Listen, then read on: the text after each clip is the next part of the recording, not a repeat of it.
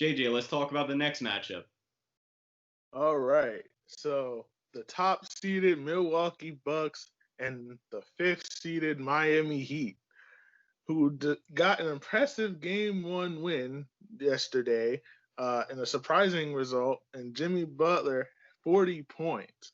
So this was interesting because he's had that ability for the Heat this year that when he plays well, everybody else plays well, and it really motivates the team to uh, push themselves to heights that not many people, how many people could have honestly said that they saw, Miami doing this, like in a lot of the ways where OKC has exceeded expectations.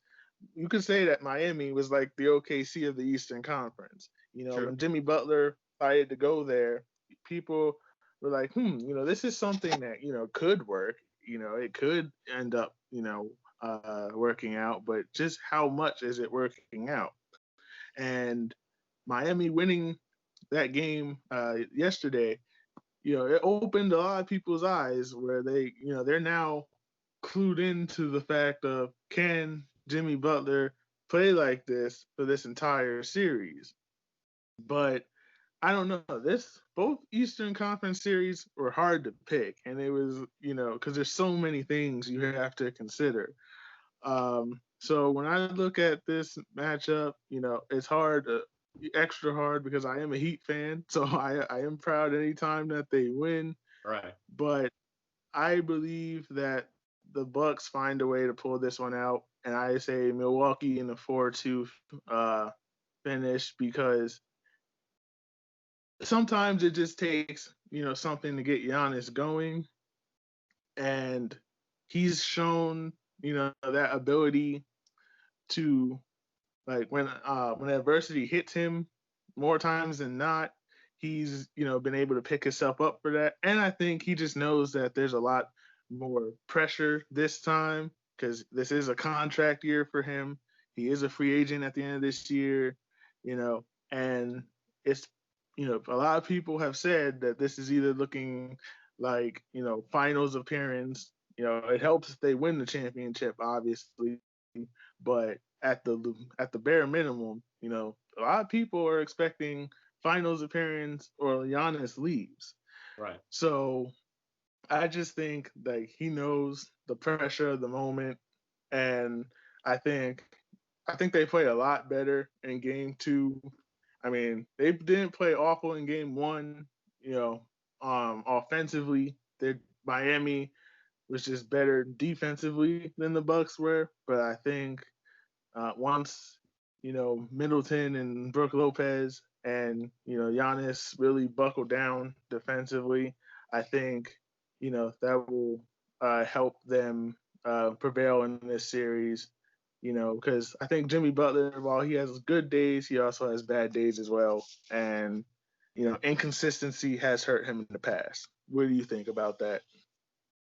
Um, you had a lot of very good points. I definitely don't disagree with anything you said, but my opinion on how this series is gonna go is definitely similar in regards to 4-2, but it's the other way. I think Miami can pull this one out. I mean, like everyone says, don't overthink previous matchups. Obviously, Milwaukee and Miami, when they previously faced in the season before the bubble, Milwaukee struggled immensely against the Heat. Didn't beat the Heat at all. Giannis really struggled because of that Heat defense. Bam basically locked him down. Like he still had a good night stats wise in game 1 of the semifinals, but it wasn't enough. Chris Middleton, he had 28 points, his best game in the bubble, but it wasn't enough compared to Jimmy Butler's 40 points, like you said. And Goran Dragic looked like a man possessed on the bench, shot after shot. Every time the Bucks made a big shot, Goran Dragic came in. And that rookie, Tyler Hero, he's becoming that sniper. He's becoming that marksman that when the game's on the line, he'll drive into the lane and do a flip layup, and he'll also shoot it from three when the game is on the line or do a fadeaway. It's just crazy how much this kid has no fear in these big moments, and how much confidence Eric Spoelstra has in him to put him in during the fourth quarter. You don't see a lot of rookies in the fourth quarter of a playoff game, JJ. That That's just true. shows that just shows how special and how good he complements this Heat team. And I do agree, Jimmy Butler definitely has his nights that he struggles, but even when he does struggle, he definitely locks down on defense. And I think the Heat have enough that they can uh, compensate for any lulls that Jimmy Butler may have. But I don't know if he's gonna have a game like that, JJ. He's motivated. Like you saw in like a story, they asked, "Who are you inviting to the bubble?" He's like, "Nobody. This is a business trip."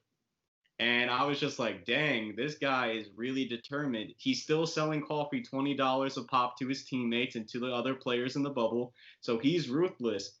And another point I have, JJ, I mean, like I agree, like it takes a lot for Giannis to get going, and I think that this is a big year for him. So I think that they will definitely fight back, and I don't think that they would ever get swept, unlike the Pacers in the previous series.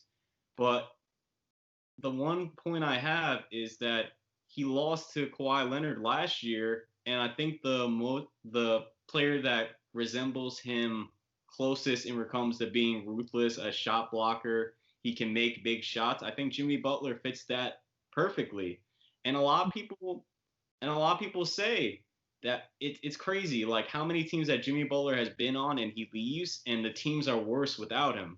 So Jimmy Butler makes your team better. He does. And he has a history of making clutch shots. And you saw in game one, he was after it. He was stripping the ball, he was stealing, he was going for dunks. He looked like he was on fire. Literally every single shot, he just back to back to back. The Bucks were within 7. He made another shot, then a steal, then a pass out. Then it was just crazy. It's crazy to see and watch. And I think that he likes being the underdog because the Bucks are the number 1 seed. So I think that they're expected to get past the Heat. But I just have this feeling, JJ, like I don't know if the Heat will make it all the way. That if they do, I'd love it if they made it to the finals or the conference finals. But you never know. So they still have to face this team and they have to make it out. The Bucks have a lot of weapons, a lot of size, but they haven't really been consistent, and I think that the Bucks will go as far as Giannis will take them. And another important point I had, JJ, is Giannis is the Defensive Player of the Year. He won the award, and a reporter asked him. He was like, "Did you ask to guard Jimmy Butler towards the end of the game?" And Giannis was like, "Why would you ask that?" And as soon as I watched that video, I'm just like, I mean, Giannis, why would he ask that? You won the defensive player of the year. You're supposed to show your defense and you can guard the best players in the game, but you're saying, "Oh, I'll do whatever coach tells me to do." You don't want to face that challenge and show that you're deserving of the award, and I think Giannis is deserving. He played stellar defense this year, but the comment kind of rubbed me the wrong way, JJ. And I mean, I think Jimmy Butler may take some offense to that. And it's crazy how like if like players talk smack to each other after post game, like we seen it against the Warriors and the Cavs when Klay Thompson talked about LeBron, and then the Cavs made that unlikely comeback to win the finals when they were down 3-1. So I think that I don't know if it was necessarily smack talk, but I would take a little bit of offense to that if you were just like, "Oh, so you didn't ask to guard me, you're just doing it because the coach told you to, and you won the Defensive Player of the Year award." I don't know, JJ. That's just my thoughts, but ultimately, I picked the Heat to win 4-2. I wouldn't be disappointed if it went 7, but I just think the Heat the Bucks haven't found an answer for that Heat defense. I mean, I'm not going to take previous games too much into account, but the Bucks will definitely win too, but it's just a matter of when. It will be game 2, game 3, game 4, and we're guaranteed a game 5 because the Heat won game 1. So I don't know, man. Anything else you want to say, JJ? I just think, man, it's gonna be definitely an interesting series to watch. Like I said, I am a Heat fan, so if we do win the series, I'm not gonna complain either way. But I definitely look forward to seeing how the Bucks plan, and Giannis specifically, how he plans to respond in Game Two. I think he needs, if he's going to make us, a strong statement. I think it needs to happen as of Game Two. I'm not saying for the Bucks, Game Two is a must win. It's too early for that. It's too early for must wins. It is one game after all, but I think a Bucks statement is net needed after kind of having their position challenged a little bit.